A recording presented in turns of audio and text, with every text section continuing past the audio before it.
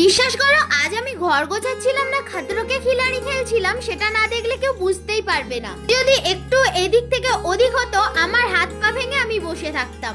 আর আমি বোধহয় সেই ব্যক্তি যে নিজের হাত পা কিভাবে ভাঙবে সেটা দেখার জন্য ভিডিওটা অন করে রেখেছি। না শুধু আমি না, এই ভিডিওটার লাস্টে কিন্তু তোমরাও দেখতে পাবে।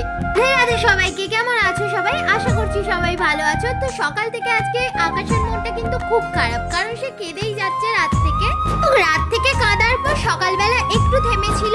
মাতাশ্রী কিন্তু আজকে দোকান যায়নি, তাই সেদিন যে ওলট পালট হয়েছিল সব জিনিসগুলো, সেগুলো কিন্তু আজ নিয়ে বসেছি আমরা পরিষ্কার করার জন্য। আর সেদিন দেখেছিলে না বাঙ্কারটা কমপ্লিট হয়নি, আজকে কিন্তু একদম কমপ্লিট হয়ে গেছে। দুটো বাঙ্কারগুলো কমপ্লিট হয়ে গেছে। আর আজকে মা বাড়িতেও আছে, ওই জন্য আমরা মা আর মেয়ে মিলে ডিসিশন নিলাম যে আজকেই সবটা পরিষ্কার করে ফেলবো। যেহেতু সকাল থেকে বৃষ্টি বৃষ্টি হয়ে যাচ্ছিল, তাই মা আজকে বানাচ্ছিল খিচুড়ি। তো একটু মুড়ি আর চা খেয়ে লেগে পড়েছি কাজে। একটা কথা বলো তো, এই যে কিছুক্ষণ আগে আমি একটা ফটো দেখালাম, ওটা কার বলো দেখি? যে আমি যাতে না পড়ে হাত পা ভাঙি তার জন্য